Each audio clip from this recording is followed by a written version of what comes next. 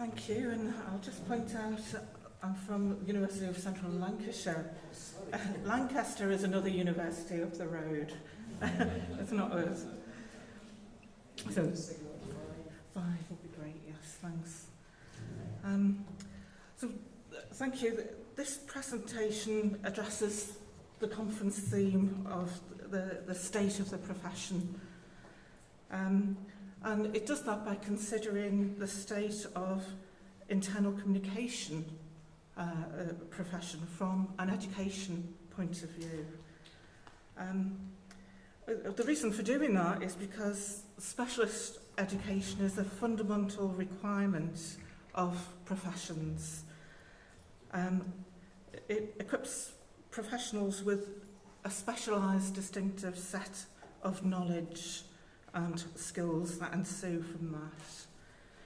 And I've focused on internal communication for a number of reasons.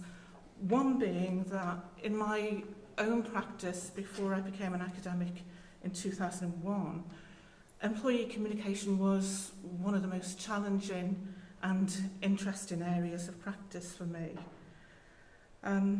Secondly, there's been a number of predictive surveys that suggest that communication professionals and CEOs recognise the growing importance of internal communication.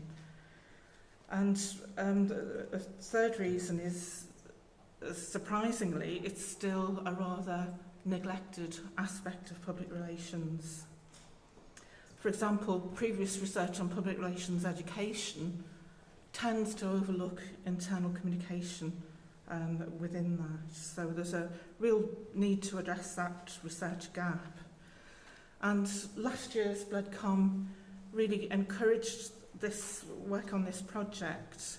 There was a round table organised on internal communication education, and there we were just a year ago.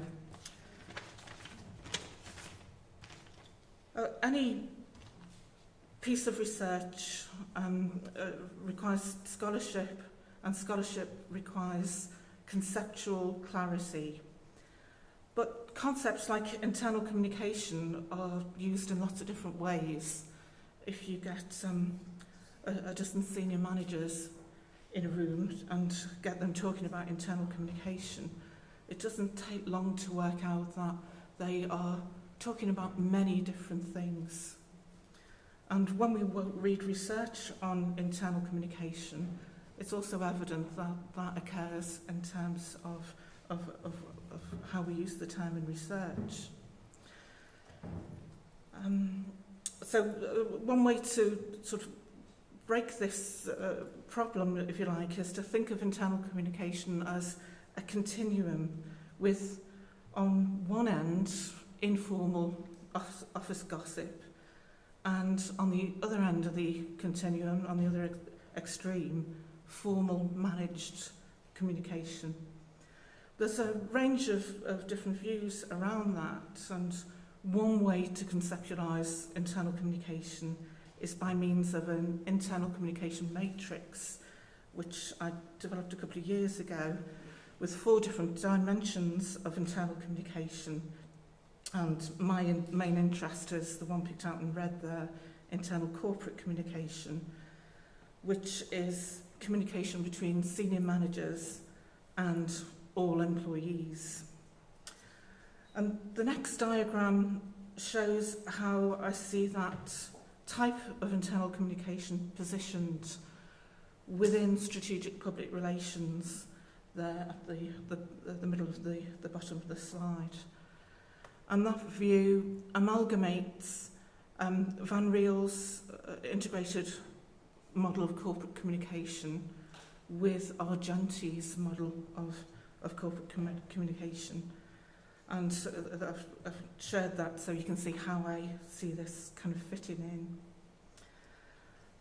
in. When we think about professionalism and professions, some sources already see public relations as a profession, and I guess we're all happy using the term communication professionals.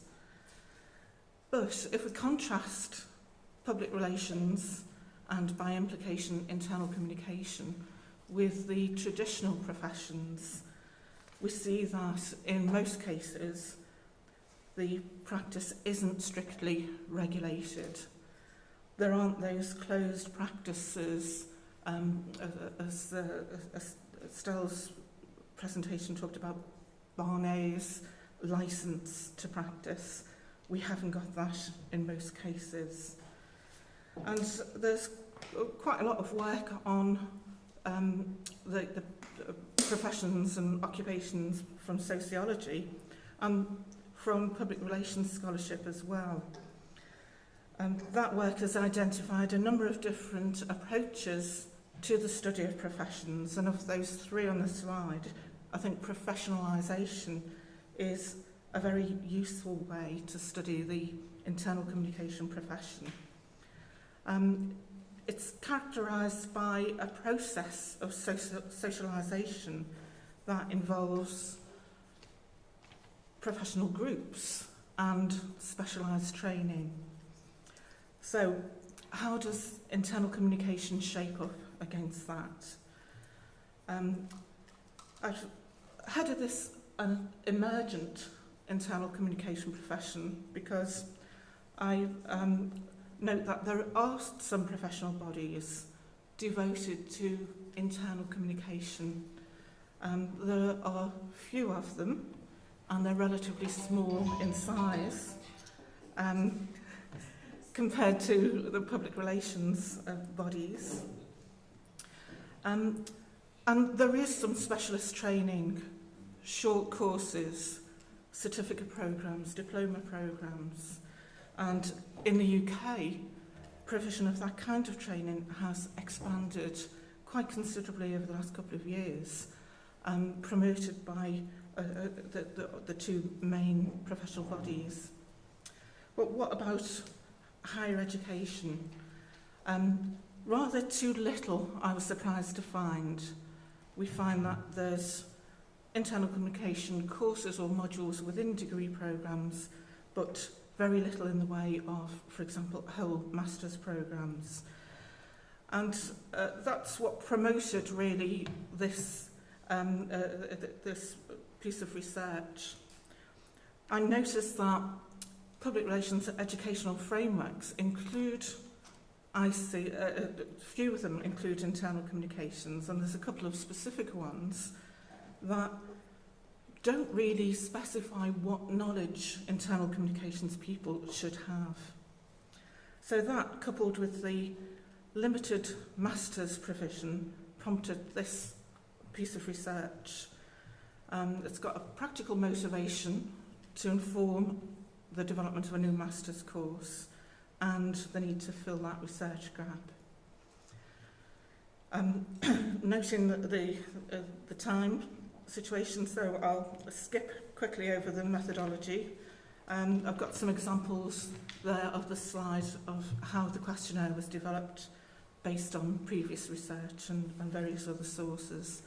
And I'll quickly show you some of the findings. This was the finding around the respondents' desired knowledge. What should internal communications people know? And it's interesting that of the 44 items they had a choice of, they didn't kind of reject any of them. You've got the top 5 and the bottom 5 there, and rhetoric was the lowest score, but was still almost 3.5, so it wasn't outright rejected. 29 of the 44 were within the kind of 4 band, and you notice that employee engagement is number 2 there, so a very high interest on that concept. So that's what they would like to know, and the next slide looks at motivations. Just to pick out the top motivation could be described as an extrinsic motivation about progression. The next 4 are perhaps intrinsic. It's about improving, innovating, offer better advice and building theoretical foundations. There's a number of expected benefits, and something to note here is that 3 out of the top 5 of the benefits relate to knowledge in some way. So that's a very quick overview of the findings, and we'll turn to the conclusions and ask, so what does the study tell us?